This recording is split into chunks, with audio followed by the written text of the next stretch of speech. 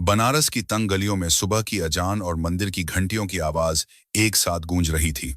गंगा के घाट पर धुंध छाई हुई थी, लेकिन शहर के सबसे पुराने और रईस इलाके दशाश्वमेध घाट के पास स्थित लाल हवेली में आज सुबह की शांति एक चीख के साथ टूट गई थी। यह हवेली सिर्फ ईंट और पत्थर की इमारत नहीं थी, बल्कि सेठ गिरधारी लाल के खानदान की इज्जत का प्रतीक थी। 125 साल पुरानी यह इमारत आज तक अपनी मजबूती और अपने अंदर छिपे राजों के लिए मशहूर थी।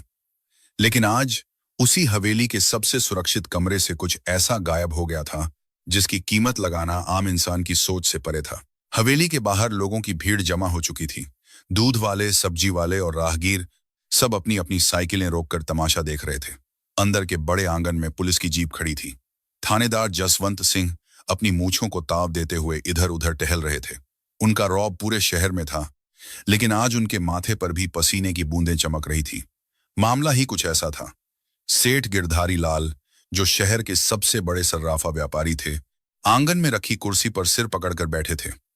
उनकी धोती और कुर्ता हमेशा की तरह बेदाग सफेद थे, लेकिन उनका चेहरा पीला पड़ चुका था। उनके पास ही उनकी धर्मपत्नी विमला देवी आंचल से अपनी आंखें पोंछ रही थी और बार बार भगवान शिव की मूर्ति की तरफ देख रही थी।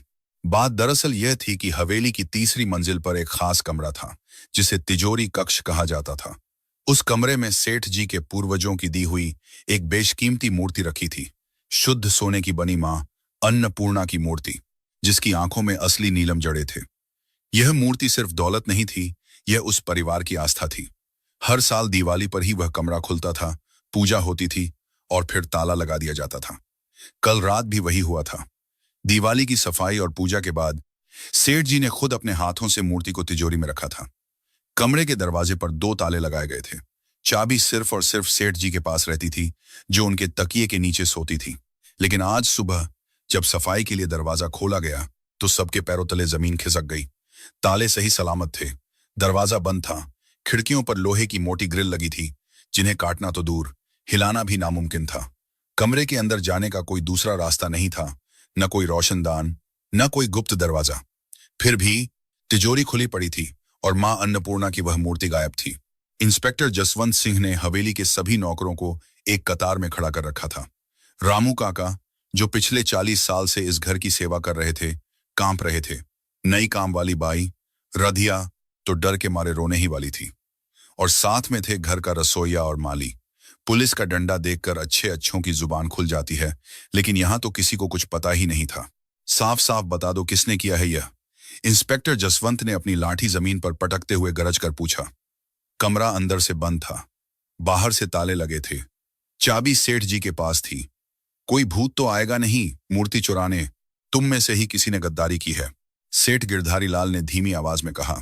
इंस्पेक्टर साहब, ये सब पुराने लोग हैं, इन पर शक करना पाप होगा। रामू तो मेरे पिता के समय से है, और फिर ताला तो टूटा ही नहीं है।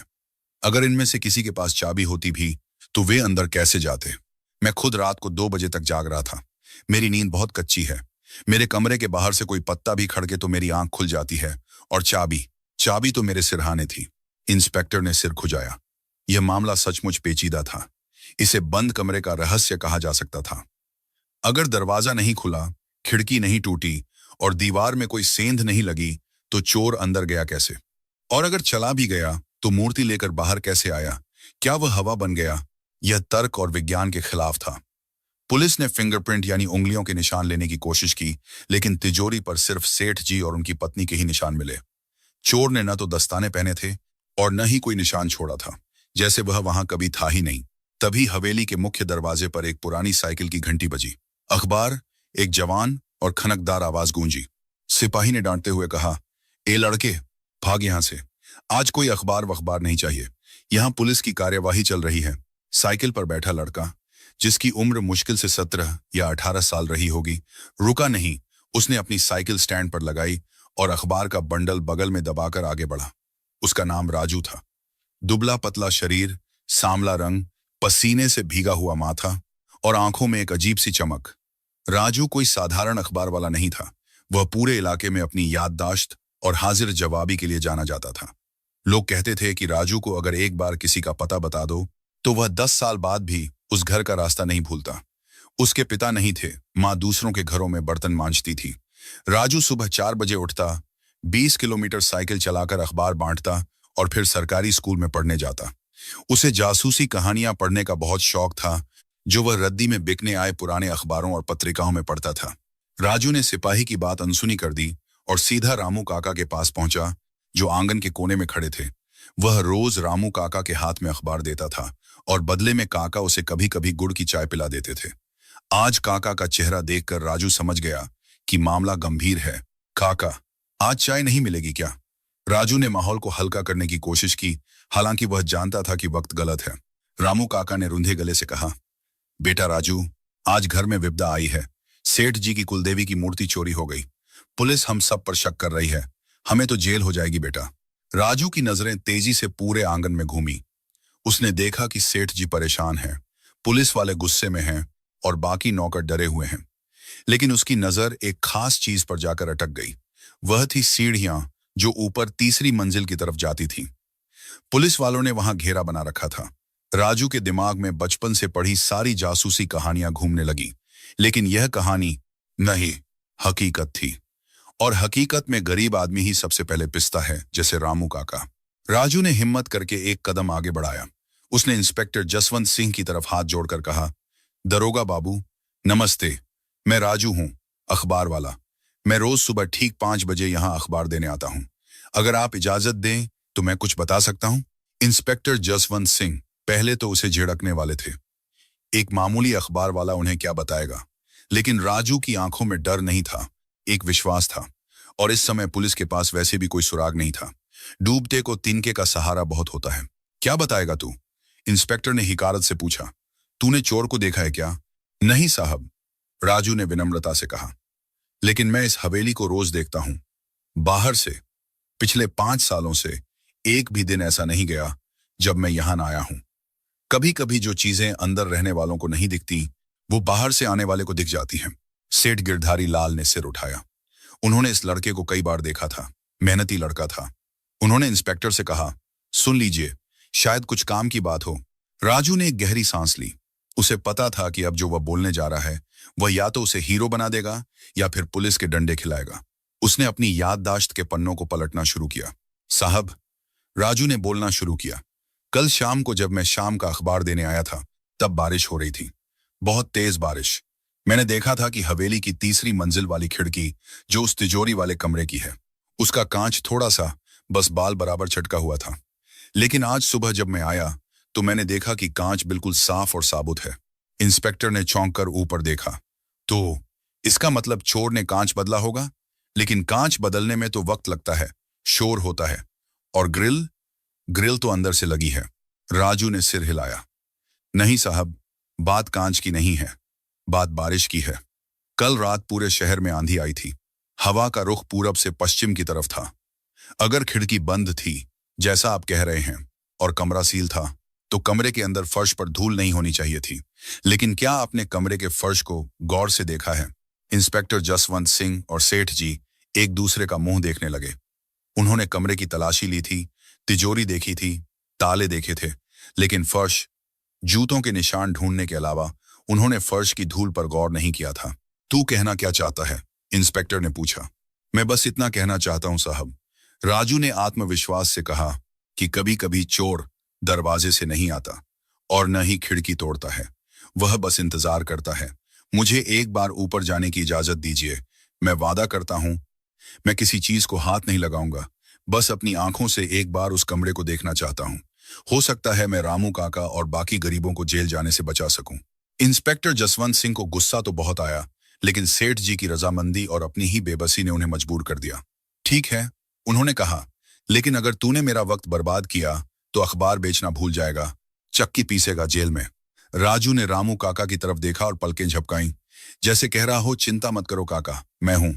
फिर वह नंगे पैर, अपनी घिसी हुई चप्पलें वहीं उतारकर पुलिस वालों के साथ उन सीढ़ियों पर चढ़ा जो रहस्य के उस कमरे तक जाती थीं।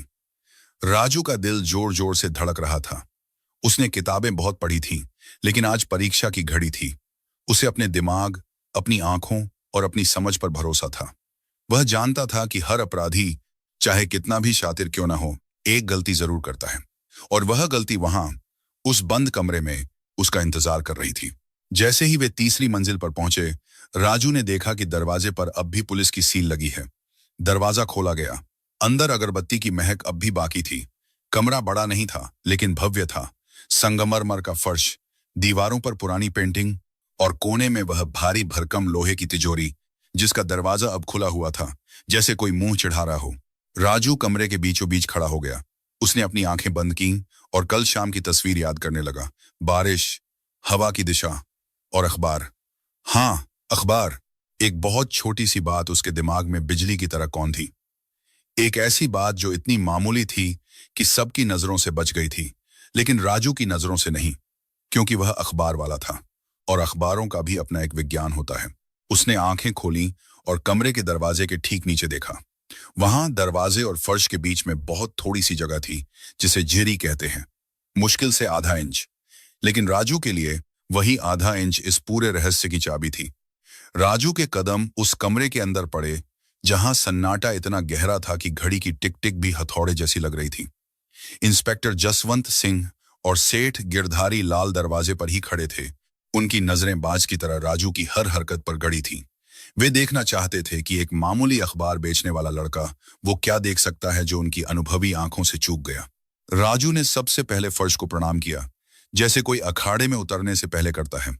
यह उसकी आदत थी, हर काम को इज्जत देना। फिर वह घुटनों के बल बैठ गया।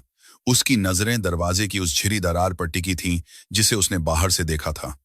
उसने अपनी जेब से एक मुड़ा तोड़ा कागज का टुकड़ा निकाला और उसे उस झिरी के नीचे से धीरे धीरे सरकाने की कोशिश की। कागज बिना किसी रुकावट के अंदर बाहर हो रहा था। साहब, राजू ने बिना पीछे देखे कहा, दरवाजे और फर्श के बीच करीब आधे इंच की जगह है। काफी है। काफी है? किस लिए? इंस्पेक्टर जसवंत ने छिड़कर पूछा। क्या चोर चूहा बनकर अंदर आया था? राजू मुस्कुराया नहीं। वह गंभीर था। वह खड़ा हुआ और तिजोरी की तरफ बढ़ा। तिजोरी का दरवाजा खुला था। अंदर मखमली लाल कपड़ा बिछा था, जिस पर कल तक मां अन्नपूर्णा की मूर्ति विराजमान थी। अब वहां सिर्फ खालीपन था। राजू ने झुककर तिजोरी के ताले को सूंघा। कोई बारूद की गंध नहीं, कोई जला हुआ तेल नहीं, मतलब ताला काटा नहीं गया था। फिर उसने अपनी उंगली तिजोरी के हैंडल पर फेरी। वहां उसे कुछ महसूस हुआ, बहुत हल्का सा, जैसे कोई चिपचिपा पदार्थ। उसने अपनी उंगली उठाकर देखी। एक बहुत बारीक, लगभग न दिखने वाला धागा वहां चिपका हुआ था। रेशम का धागा, लाल रंग का, इतना महीन कि अगर कोई गौर से न देखे तो नजर ही ना आए। सेठ जी, राजू ने पूछा, क्या आप इस तिजोरी को लाल कपड़े से साफ करते हैं? सेठ जी ने सिर हिलाया। नहीं बेटा, हम तो हमेशा सफेद मलमल का कपड़ा इस्तेमाल करते हैं। लाल कपड़ा तो सिर्फ मूर्ति के नीचे बिछाया जाता है। राजू की आंखों में एक चमक आ गई। लेकिन यह धागा मूर्ति के नीचे वाले कपड़े का नहीं है सेठ जी, यह मांझा है, पतंग उड़ाने वाला मांझा। लेकिन इस पर कांच नहीं लगा है, यह सादा है और यह तिजोरी के हैंडल पर फंसा था। इंस्पेक्टर जसवंत सिंह अब कमरे के अंदर आ चुके थे। मांझा? तिजोरी पर मांझा क्या कर रहा है? राजू ने जवाब नहीं दिया। वह तेजी से खिड़की की तरफ बढ़ा। वही खिड़की जिसका कांच कल छटका हुआ था और आज नया लग रहा था। उसने खिड़की की सिटकनी लैच को देखा। फिर उसने खिड़की के कांच पर अपनी उंगली रगड़ी। उंगली पर थोड़ी सी सफेद पुट्टी पुट्टी लग गई। यह देखिए। राजू ने अपनी उंगली सबको दिखाई। पुट्टी अभी भी गीली है। इसका मतलब कांच कल रात या आज सुबह ही बदला गया है। चोर ने पहले पुराना कांच तोड़ा या निकाला और फिर जाते वक्त नया कांच लगा दिया ताकि किसी को शक न हो। सेठ गिरधारी लाल का मुंह खुला का खुला रह गया। लेकिन राजू, यह कैसे मुमकिन है? बाहर लोहे की ग्रिल है। ग्रिल की सलाखों के बीच इतनी जगह भी नहीं है कि कोई हाथ डाल सके। पूरा आदमी तो दूर की बात है। अगर कांच बदला भी तो बाहर से कैसे बदला और अंदर कैसे आया? राजू अब खिड़की की ग्रिल को बहुत ध्यान से देख रहा था। लोहे की मजबूत सलाखें, जिन्हें देखकर लगता था कि हाथी भी इन्हें नहीं तोड़ सकता। उसने अपनी जेब से ₹1 का सिक्का निकाला और फिर उसने उस सिक्के से एक एक करके ग्रिल की सलाखों को बजाना शुरू किया। टन टन टन। हर सलाख से लोहे की भारी आवाज आ रही थी। सब लोग हैरान थे कि यह लड़का क्या पागलपन कर रहा है। इंस्पेक्टर का सब्र अब जवाब दे रहा था। बस बहुत हो गया नाटक, इंस्पेक्टर चिल्लाया। तू संगीत बजाने आया है क्या यहाँ? 1 मिनट साहब, बस 1 मिनट। राजू ने हाथ उठाया। वह ग्रिल के बिल्कुल कोने वाली एक सलाख के पास पहुंचा। उसने उस पर सिक्का मारा। थक। आवाज अलग थी। भारी नहीं, थोड़ी खोखली, जैसे लोहे के अंदर जान न हो। राजू ने उस सलाख को पकड़ा और जोर से खींचा। वह हिली नहीं, लेकिन राजू की नजरें सलाख के निचले हिस्से पर गईं। जहां वह दीवार में जुड़ी होती है, वहां जंग का रंग थोड़ा ताजा लग रहा था। साहब, राजू ने धीमी लेकिन भारी आवाज में कहा, यह सलाख, यह नकली है। पूरे कमरे में सन्नाटा छा गया। सेठ जी आगे लपके, क्या बकवास कर रहा है? देखिए। राजू ने उस सलाख को पकड़कर घुमाया। वह सलाख चूड़ी स्क्रू की तरह घूमने लगी और देखते ही देखते पूरी की पूरी सलाख बाहर निकल आई। वह लोहे की नहीं थी, बल्कि लकड़ी की थी, जिस पर लोहे जैसा रंग किया गया था और उसे बहुत ही कारीगरी से वहां फंसाया गया था। हे भगवान, सेठ जी के मुंह से निकला। वे वहीं दीवार के सहारे टिक गए। यह तो मेरे अपने घर का भेदी ही कर सकता है। राजू ने सलाख को इंस्पेक्टर के हाथ में दिया। चोर इस रास्ते से अंदर नहीं आया साहब। यह जगह इतनी पतली है कि इसमें से कोई बच्चा भी मुश्किल से निकल पाएगा, लेकिन चोर ने इस रास्ते का इस्तेमाल जरूर किया है। तू कहना क्या चाहता है? इंस्पेक्टर ने अब राजू को इज्जत से देखना शुरू कर दिया था। अगर वह अंदर नहीं आया तो मूर्ति क्या हवा में उड़कर बाहर गई? राजू वापस कमरे के बीच में आया। उसका दिमाग कंप्यूटर से भी तेज चल रहा था। मांझा, गीली पुट्टी, नकली सलाख और बारिश। साहब, राजू ने कहा, चोर ने बहुत चालाकी की है। उसने यह सब कल रात नहीं किया। यह तैयारी कई दिनों से चल रही थी। उसने पहले ही किसी तरह यह सलाख बदल दी थी। कल रात आंधी और बारिश का फायदा उठाकर उसने कांच हटाया। लेकिन सवाल यह है कि उसने मूर्ति उठाई कैसे? तिजोरी तो बंद थी और चाबी सेठ जी के पास थी। राजू की नजरें फिर से फर्श पर गईं। खिड़की से तिजोरी तक की दूरी करीब 10 कदम थी। फर्श एकदम साफ था, लेकिन राजू ने अपनी कमीज उतारी जो पहले से ही फटी पुरानी थी और उसे फर्श पर रगड़ना शुरू किया। ए, यह क्या बदतमीजी है? सिपाही चिल्लाया, लेकिन राजू रुका नहीं। उसने खिड़की से तिजोरी तक के रास्ते को अपनी कमीज से पोंछ दिया और फिर उसने वह कमीज रोशनी में दिखाई। सफेद कमीज पर धूल की एक बहुत हल्की पतली सी लकीर बन गई थी, एक सीधी रेखा जो खिड़की से सीधा तिजोरी तक जा रही थी। देख रहे हैं साहब, राजू ने कहा, यह धूल नहीं है, यह पहियों के निशान हैं। बहुत छोटे पहिए, जैसे खिलौने वाली गाड़ी के होते हैं।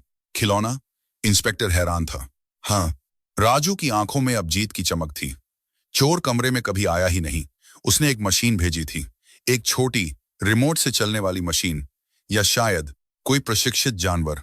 लेकिन जानवर चाबी से तिजोरी नहीं खोल सकता, मशीन भी चाबी नहीं लगा सकती। तभी राजू के दिमाग में एक जोरदार झटका लगा। उसने सेठ जी की तरफ देखा। सेठ जी, आपने कहा था कि चाबी आपके तकिए के नीचे थी। क्या आप वह चाबी मुझे दिखा सकते हैं? सेठ जी ने अपनी जेब से कांपते हाथों से एक भारी पीतल की चाबी निकाली। ये रही, यह कल रात से मेरी जेब में है। राजू ने चाबी हाथ में ली। उसने उसे गौर से देखा। फिर उसने जेब से अपना मैग्नीफाइंग ग्लास, जो उसने मेले से खरीदा था, निकाला और चाबी के दांतों खद को देखा। साहब, राजू ने गहरी सांस ली। इस चाबी पर मोम वैक्स लगा है, बहुत थोड़ा सा, दांतों के बीच में। किसी ने इस चाबी की छाप इंप्रेशन ली है। लेकिन यह कैसे हो सकता है? सेठ जी चिल्लाए, यह चाबी तो हमेशा मेरे पास रहती है। मैं इसे कभी नहीं छोड़ता। कभी नहीं? राजू ने तीखा सवाल पूछा। नहाते वक्त भी नहीं, पूजा करते वक्त भी नहीं, या उस वक्त भी नहीं जब आप अपनी मालिश करवाते हैं? सेठ जी एकदम चुप हो गए। उनका चेहरा सफेद पड़ गया। मालिश? हाँ, कल दोपहर को एक नया मालिश वाला आया था। पुराना वाला बीमार था तो उसने अपने भाई को भेजा था। उसने कहा था कि कपड़ों पर तेल लग जाएगा, इसलिए उसने मेरा कुर्ता खूंटी पर टांग दिया था। और चाबी उसी कुर्ते की जेब में थी। राजू ने इंस्पेक्टर की तरफ देखा। साहब, चोर वही है। उसने चाबी की छाप ली, नकली चाबी बनाई। फिर रात को आंधी के शोर में उसने नकली सलाख हटाई और फिर राजू रुका। वह फिर से तिजोरी के पास गया, लेकिन एक पेंच अभी भी फंसा है। नकली चाबी से तिजोरी खोली जा सकती है, लेकिन नकली चाबी तिजोरी तक पहुंची कैसे और मूर्ति बाहर कैसे आई? 10 कदम की दूरी है खिड़की से तिजोरी तक। राजू ने खिड़की के बाहर झांककर देखा। नीचे गली सुनसान थी, लेकिन खिड़की के ठीक नीचे दीवार पर उसे कुछ खरोंचें दिखाई दी और उन खरोंचों के बीच में एक छोटा सा काला रबर का टुकड़ा फंसा हुआ था। टायर का टुकड़ा। राजू जोर से हंसा, एक अजीब सी रहस्यमयी हंसी। समझ गया। राजू ने चुटकी बजाई। साहब, चोर ने न तो जादू किया, न ही वह अंदर आया। उसने विज्ञान का इस्तेमाल किया है, एक ऐसा तरीका जो हम सब ने देखा है, लेकिन कभी सोचा नहीं कि चोरी में इस्तेमाल हो सकता है। क्या तरीका? पहेलियां मत बुझा। इंस्पेक्टर अब अधीर हो रहा था। राजू ने फर्श पर बने उन बारीक निशानों, ग्रिल की नकली सलाख और सेठ जी की चाबी की कहानी को जोड़ा। साहब, राजू ने कहा, चोर ने ड्रोन का इस्तेमाल नहीं किया, वह तो बहुत शोर करता है। उसने इस्तेमाल किया एक आरसी कार का, रिमोट कंट्रोल वाली कार, लेकिन आम कार नहीं। उसने उसे मॉडिफाई किया था। Remote control car? सब एक साथ चिल्लाए। हाँ, राजू ने समझाया। उसने सलाख हटाई, फिर उसने एक हाई पावर वाली छोटी गाड़ी अंदर भेजी, जिसके ऊपर एक हाइड्रोलिक आर्म लोहे का हाथ लगा होगा। उसने गाड़ी पर कैमरा लगाया होगा ताकि वह बाहर मोबाइल पर अंदर का दृश्य देख सके। उसने गाड़ी को तिजोरी तक चलाया। नकली चाबी उस मशीनी हाथ में थी। उसने ताला खोला, लेकिन राजू फिर रुक गया। उसके माथे पर शिकन आ गई। लेकिन मूर्ति, मूर्ति सोने की है, भारी है। कोई छोटी गाड़ी इतना वजन उठाकर वापस खिड़की तक नहीं ला सकती।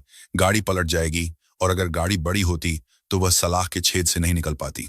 राजू की थ्योरी में एक छेद था, एक बड़ा छेद। कार अंदर जा सकती है, ताला खोल सकती है, लेकिन मूर्ति लेकर बाहर नहीं आ सकती। वजन का नियम विज्ञान का सबसे पक्का नियम है। भीड़ में से फिर कानाफूसी शुरू हो गई। लड़का पागल बना रहा है, कोई बोला। फिल्मों की कहानी सुना रहा है। राजू ने अपनी आंखें बंद कर ली। वह हार नहीं मान सकता था। उसने फिर से सब कुछ सोचा। सलाख, मांझा, कार, वजन। अचानक उसकी नजर छत पर गई। कमरे की ऊंची छत पर, ठीक तिजोरी के ऊपर, एक पुराना पंखा लगा था, और पंखे के हुक के पास एक छोटा सा गोल छल्ला रिंग लगा था, जो शायद झूमर टांगने के लिए बनाया गया होगा। राजू की आंखों में फिर से वही चमक लौटी, लेकिन इस बार वह पहले से भी ज्यादा तेज थी। सेठ जी, राजू ने धीरे से पूछा, क्या आपके घर में कोई ऐसा नौकर है जिसे पतंग उड़ाने का बहुत शौक हो, या जो सर्कस का काम जानता हो? सेठ जी ने सोचा, नहीं, ऐसा तो कोई नहीं, लेकिन वो मालिश वाला, उसका नाम क्या था? बिरजू। उसने बताया था कि वह पहले किसी नट रस्सी पर चलने वाले कलाकार के साथ काम करता था। नट? राजू चिल्लाया। बस मिल गया जवाब। साहब, गाड़ी सिर्फ चाबी लगाने गई थी। मूर्ति गाड़ी ने नहीं उठाई। मूर्ति को तो हवा ने उठाया था। हवा ने? इंस्पेक्टर का सिर चकरा गया। जी साहब, राजू ने खिड़की की तरफ इशारा किया। उसने पुलिस सिस्टम घिरनी का इस्तेमाल किया। देखिए, राजू अब उस आखिरी सच को उजागर करने वाला था जो सबको चौंका देगा। उसने दिखाया कि कैसे विज्ञान के एक साधारण नियम से लोहे की दीवारों को भी धोखा दिया जा सकता है। राजू की बात सुनकर कमरे में मौजूद हर शख्स की सांसें थम गई थीं। इंस्पेक्टर जसवंत सिंह, जो अब तक राजू को एक मामूली लड़का समझ रहे थे, अब उसे ऐसे देख रहे थे जैसे कोई अजूबा देख लिया हो। सेठ गिरधारी लाल की आंखों में उम्मीद की नई किरण जाग उठी थी। घिरनी? पुली? इंस्पेक्टर ने अविश्वास से पूछा। लेकिन छत पर तो कोई घिरनी नहीं लगी है, सिर्फ पंखे का हुक है। राजू ने मुस्कुराते हुए कहा, साहब, चोर अपने साथ घिरनी नहीं लाया था, उसने इसी हुक का इस्तेमाल किया। देखिए, पंखे का यह हुक लोहे का है और गोल है। अगर इस पर एक मजबूत रेशमी डोरी डाली जाए और उस पर तेल लगा हो, तो वह घिरनी जैसा ही काम करती है। घर्षण कम हो जाता है। लेकिन यह सब हुआ कैसे? मुझे सबूत चाहिए, इंस्पेक्टर ने कहा। राजू ने इधर उधर देखा। उसने रामू काका से कहा, काका, क्या मुझे एक रील, धागा और एक चम्मच मिल सकता है? रामू काका दौड़कर गए और पूजा घर से कलावा, लाल धागा और रसोई से एक चम्मच ले आए। राजू ने धागे का एक सिरा चम्मच से बांधा। फिर उसने इंस्पेक्टर से कहा, साहब, मान लीजिए यह चम्मच वह भारी मूर्ति है और यह धागा वह मजबूत रस्सी है जो चोर इस्तेमाल कर रहा था। राजू ने धागे का दूसरा सिरा हाथ में लिया और उसे उछालकर पंखे के हुक के ऊपर से निकाल लिया। अब धागे का एक सिरा, जिसमें चम्मच बंधा था, नीचे लटक रहा था, और दूसरा सिरा राजू के हाथ में था, जो वह खिड़की के पास खड़ा होकर पकड़े हुए था। अब देखिए, राजू ने कहा, अगर मैं सीधा चम्मच को खिड़की से खींचता तो वह जमीन पर घिसटता और शायद अटक जाता। लेकिन अब राजू ने धागे को धीरे से खींचा। हुक के सहारे धागा सरका और चम्मच हवा में ऊपर उठने लगा। जैसे जैसे राजू धागा खींचता गया, चम्मच ऊपर उठता गया और साथ ही साथ खिड़की की तरफ भी आता गया। जब चम्मच खिड़की की ऊंचाई तक पहुंच गया, तो वह अपने आप झूले की तरह झूलकर खिड़की के पास आ गया। बस यही हुआ था, राजू ने कहा। चोर ने अपनी रिमोट वाली गाड़ी से रस्सी का फंदा हुक में डाला होगा। फिर उसने गाड़ी से मूर्ति को हुक किया और फिर बाहर बैठकर आराम से रस्सी खींची। मूर्ति हवा में उठी और सीधा उसके हाथों में आ गई। उसने नकली सलाख हटाई, मूर्ति बाहर निकाली और सलाख वापस लगा दी। कांच उसने पहले ही लगा दिया था। खेल खत्म। कमरे में सन्नाटा ऐसा था कि सुई गिरने की आवाज भी सुनाई दे। यह चोरी नहीं थी, यह कलाकारी थी, शैतानी दिमाग की कलाकारी। सेठ गिरधारी लाल गद्दी पर धम से बैठ गए। बिरजू, उन्होंने बुदबुदाया, उसने मेरे भरोसे का यह सिला दिया। इंस्पेक्टर साहब, उसे पकड़िए। मेरी कुलदेवी की मूर्ति मुझे वापस चाहिए। इंस्पेक्टर जसवंत सिंह का चेहरा गुस्से से लाल हो गया। उन्होंने तुरंत अपने वायरलेस सेट पर आदेश दिया, जीप निकालो, हमें अभी के अभी बिरजू नट को पकड़ना है। लेकिन एक समस्या थी, बिरजू रहता कहाँ है? सेठ जी के पास उसका पता नहीं था। वह तो चलता फिरता मालिश वाला था। तभी रामू काका आगे आए। सरकार, उन्होंने डरते हुए कहा, मुझे पता है। एक बार बिरजू ने बताया था कि वह शहर के बाहरी इलाके में रेलवे लाइन के उस पार वाली कच्ची बस्ती में रहता है। वहां एक पुराना अखाड़ा है, वह वहीं सोता है। चलो, इंस्पेक्टर चिल्लाया। उन्होंने राजू की तरफ देखा। तू भी चल, तेरा दिमाग तेज चलता है, शायद वहां भी कुछ मिल जाए।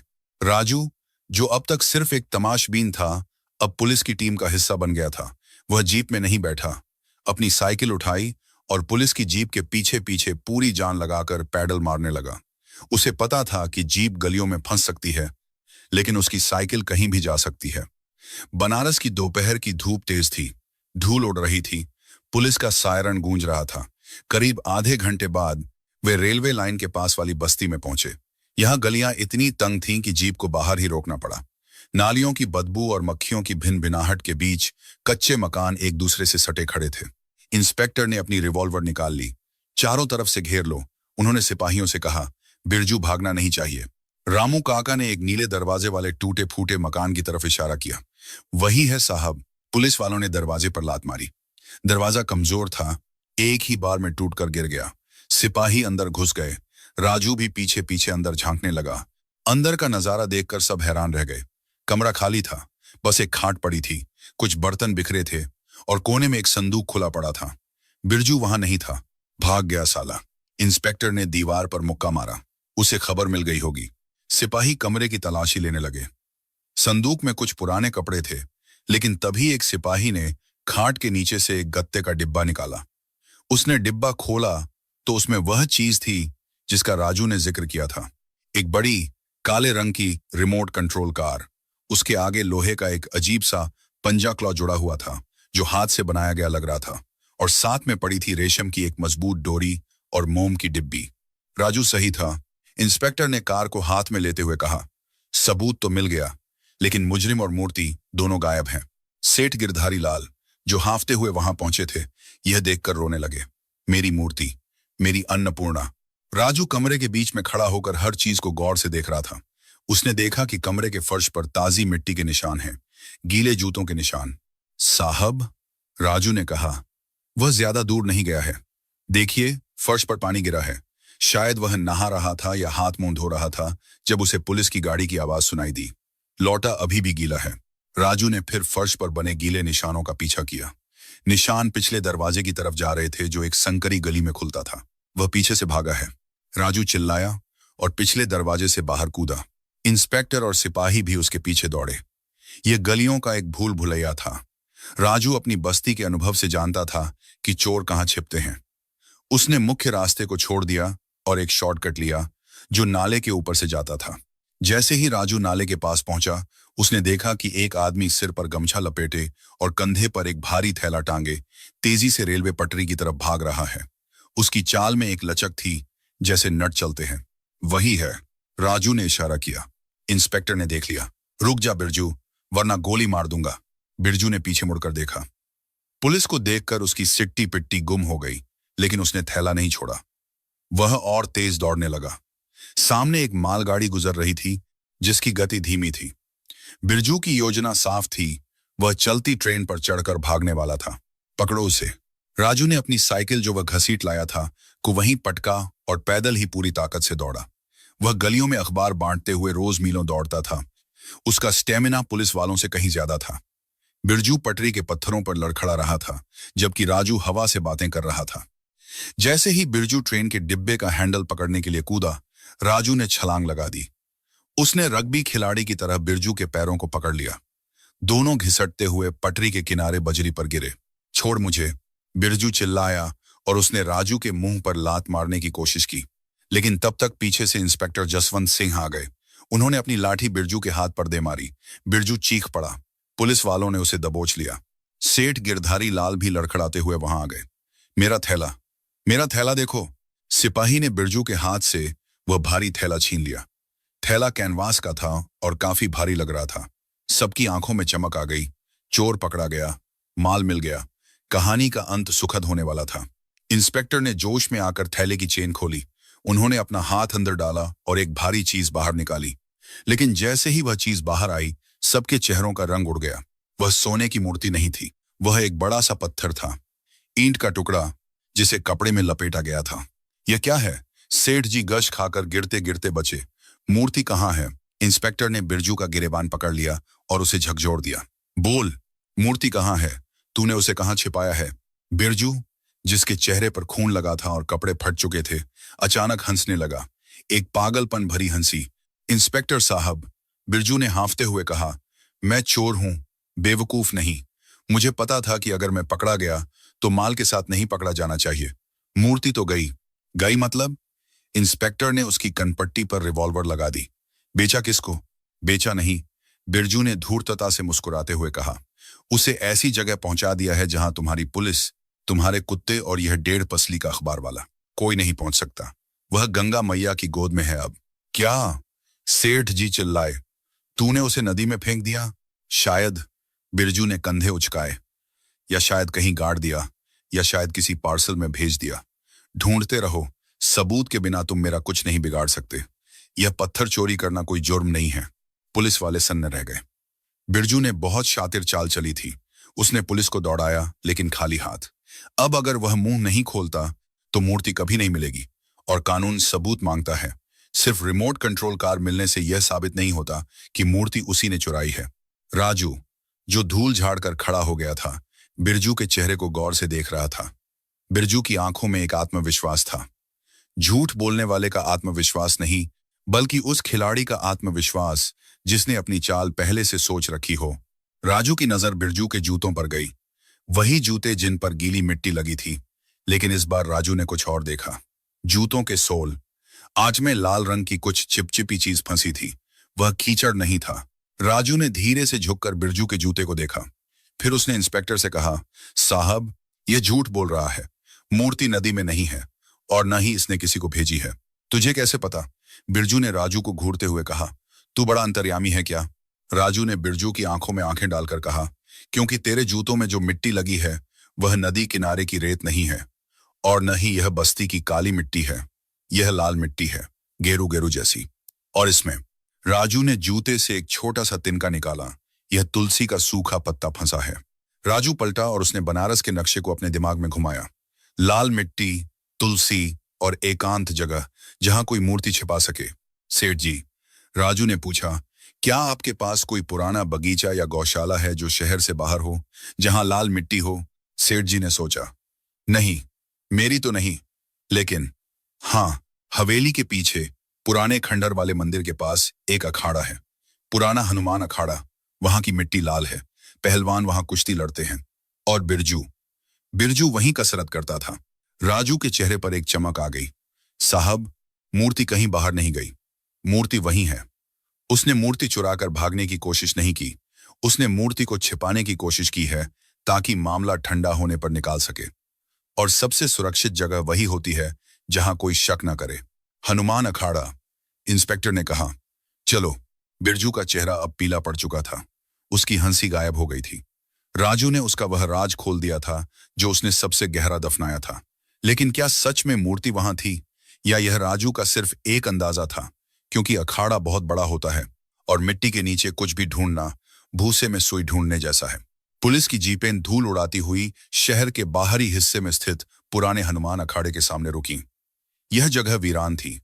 बरगद के पुराने पेड़ों की जताएं जमीन को छू रही थीं, और बीच में लाल मिट्टी का वह अखाड़ा था जहां कभी शहर के नामचीन पहलवान जोर आजमाइश करते थे। अब यहां सन्नाटा था। बस एक कोने में बजरंगबली की एक विशाल सिंदूरी मूर्ति खड़ी थी, जो खामोशी से सब देख रही थी। इंस्पेक्टर जसवंत सिंह जीप से उतरे। बिरजू को हथकड़ी लगी थी और सिपाही उसे घसीटते हुए साथ लाए थे। बोल। इंस्पेक्टर ने बिरजू को धक्का दिया। कहाँ है मूर्ति? अखाड़ा तो बहुत बड़ा है, हम पूरा अखाड़ा नहीं खोद सकते। बिरजू अब भी चुप था। उसके चेहरे पर एक डिठाई थी। उसे पता था कि अगर पुलिस को मूर्ति नहीं मिली तो वह अदालत में बरी हो जाएगा। शक के आधार पर सजा नहीं होती। सेठ गिरधारी लाल बेचैनी से इधर उधर देख रहे थे। बेटा राजू, उन्होंने हताशा में कहा, तुझे पक्का यकीन है अगर यहां कुछ नहीं मिला तो हम हंसी के पात्र बन जाएंगे? राजू ने कोई जवाब नहीं दिया। उसने अपने जूते उतारे और नंगे पैर अखाड़े की लाल मिट्टी पर कदम रखा। उसने बिरजू के जूतों में वही लाल मिट्टी देखी थी और वही तुलसी का पत्ता।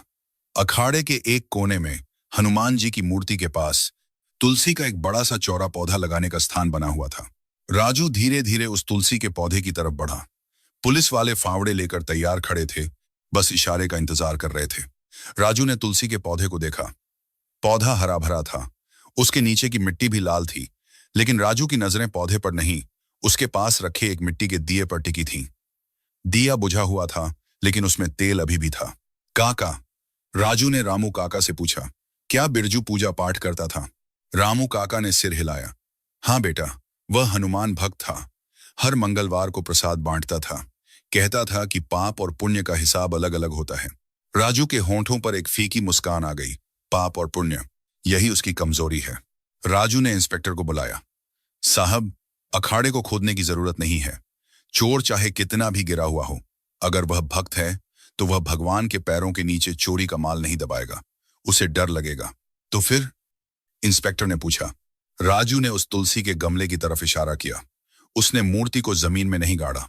देखिए, तुलसी का यह गमला, यह सीमेंट का बना है और काफी भारी है, लेकिन इसके नीचे की मिट्टी, ध्यान से देखिए। गमले के चारों तरफ की मिट्टी सूखी है, लेकिन गमले के ठीक नीचे की मिट्टी थोड़ी सी गहरी लाल है, जैसे वहां नमी हो, और गमले का कोण अंग थोड़ा तिरछा है। राजू ने बिरजू की तरफ देखा। बिरजू की आंखों में अब असली डर दिखाई दे रहा था। उसने गड्ढा नहीं खोदा। राजू ने अपनी बात पूरी की। उसने बस इस भारी गमले को सरकाया, मूर्ति को उसके नीचे जो खोखली जगह थी वहां रखा और गमले को वापस रख दिया। उसे लगा कि तुलसी के नीचे कोई नहीं देखेगा और भगवान उसकी रक्षा करेंगे। इंस्पेक्टर ने तुरंत सिपाहियों को आदेश दिया, इस गमले को हटाओ। 3 सिपाहियों ने मिलकर जोर लगाया। सीमेंट का गमला बहुत भारी था। हाँ, एक झटके के साथ उन्होंने गमले को खिसका दिया। गमले के हटते ही वहां मौजूद हर शख्स की आंखें फटी की फटी रह गईं। वहां गीली मिट्टी के ऊपर एक पीले रंग के रेशमी कपड़े में लिपटी हुई कोई चीज रखी थी। कपड़ा मिट्टी से सना था, लेकिन उसका आकार बता रहा था कि अंदर क्या है। सेठ गिरधारी लाल दौड़कर आगे आए। वे घुटनों के बल गिर पड़े और कांपते हाथों से उन्होंने कपड़ा हटाया। सूरज की किरणें सीधे उस सोने की मूर्ति पर पड़ी। मां अन्नपूर्णा की मूर्ति अपनी पूरी भव्यता के साथ चमक रही थी। नीलम की आंखें जैसे सबको देख रही थी। मिल गई, सेठ जी चिल्लाए और फूट फूट कर रोने लगे। मेरी मां मिल गई, मेरा सम्मान बच गया। पूरे अखाड़े में खुशी की लहर दौड़ गई। पुलिस वाले भी मुस्कुरा रहे थे। इंस्पेक्टर जसवंत सिंह ने बिरजू की तरफ देखा और एक जोरदार तमाचा उसके गाल पर जड़ दिया। क्यों बेभक्त, भगवान चोरी में साथ देते हैं क्या? बिरजू ने सिर झुका लिया। उसका खेल खत्म हो चुका था। इंस्पेक्टर जसवंत सिंह फिर राजू के पास आए। उन्होंने राजू के कंधे पर हाथ रखा। शाबाश लड़के, मैंने अपनी पूरी नौकरी में ऐसा दिमाग नहीं देखा। तूने तो हम सबको पढ़ा दिया। अगर तू नहीं होता तो यह केस कभी हल नहीं होता। राजू ने विनम्रता से हाथ जोड़ लिए। साहब, मैं तो बस अखबार में छपी पहेलियां सुलझाता था। आज असली पहेली सुलझाने का मौका मिला। तभी सेठ गिरधारी लाल मूर्ति को अपने सीने से लगाए हुए राजू के पास आए। उनकी आंखों में आंसू थे, लेकिन चेहरे पर एक सुकून था। उन्होंने मूर्ति को एक सिपाही को सौंपा और अपने दोनों हाथ राजू के सामने जोड़ दिए। बेटा, सेठ जी की आवाज भर्रा रही थी, आज तूने सिर्फ मेरी दौलत नहीं, मेरी इज्जत बचाई है। बता तुझे क्या चाहिए? मांग, जो मांगेगा वो दूंगा। 10 लाख, 20 लाख या सोने की ईंटें? वहां खड़े सभी लोग राजू को देख रहे थे। एक गरीब लड़का जिसकी मां बर्तन मांजती है, आज उसकी किस्मत बदलने वाली थी। वह अमीर बन सकता था, वह सब कुछ मांग सकता था। राजू ने सेठ जी के जुड़े हुए हाथों को थाम लिया। सेठ जी, राजू ने धीमी आवाज में कहा, मुझे पैसा नहीं चाहिए। पैसे से सिर्फ घर बदलता है, किस्मत नहीं। तो फिर क्या चाहिए? सेठ जी ने हैरान होकर पूछा। राजू की आंखों में एक चमक थी, आत्मसम्मान की चमक। मेरी मां, राजू ने कहा। वह पिछले 15 साल से लोगों के घरों में बर्तन मांज रही हैं, उनके हाथ अब साबुन और पानी से गल चुके हैं। अगर आप कुछ देना ही चाहते हैं तो बस इतना कर दीजिए कि उन्हें अब और काम न करना पड़े। और राजू थोड़ा झिझका, और क्या बेटा? बोल। और मुझे पढ़ना है सेठ जी, राजू ने सिर उठाकर कहा। मैं अखबार बेचकर अपना पेट तो भर लेता हूं, लेकिन दिमाग नहीं भर पाता। मुझे आगे पढ़ना है, बड़ा अफसर बनना है, ताकि अगली बार जब कोई गरीब किसी दरवाजे पर खड़ा हो तो उसकी हैसियत नहीं, उसकी काबिलियत देखी जाए। सेठ गिरधारी लाल सन्न रह गए। उन्होंने सोचा था लड़का इनाम मांगेगा, लेकिन उसने तो भविष्य मांग लिया। उन्होंने आगे बढ़कर राजू को गले लगा लिया। आज से तू मेरा बेटा है राजू, सेठ जी ने ऐलान किया। तेरी पढ़ाई, तेरी मां की जिम्मेदारी, सब मेरी। और सुन, तू अफसर बनेगा, जरूर बनेगा, क्योंकि जिसके पास तेरे जैसा हीरा है उसे किसी सोने की मूर्ति की जरूरत नहीं है। रामू काका और बाकी नौकरों ने तालियां बजानी शुरू कर दी।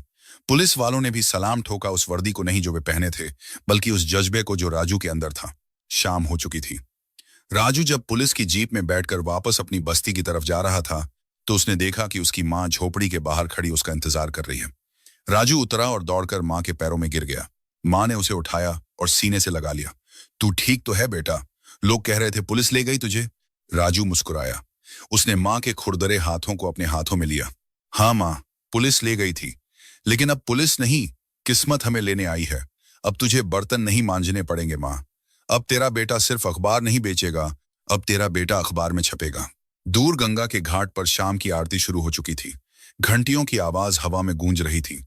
लाल हवेली में भी आज दिवाली जैसा उत्सव था, लेकिन असली उजाला उस छोटी सी झोपड़ी में हुआ था, जहां एक मामूली लड़के ने अपनी बुद्धि से साबित कर दिया था कि सरस्वती का आशीर्वाद लक्ष्मी से बड़ा होता है। सच ही कहा है, ताले लोहे के हों या तकदीर के, चाबी बाजार में नहीं मिलती, वह इंसान के अपने पसीने और बुद्धि की आग में ही बनती है।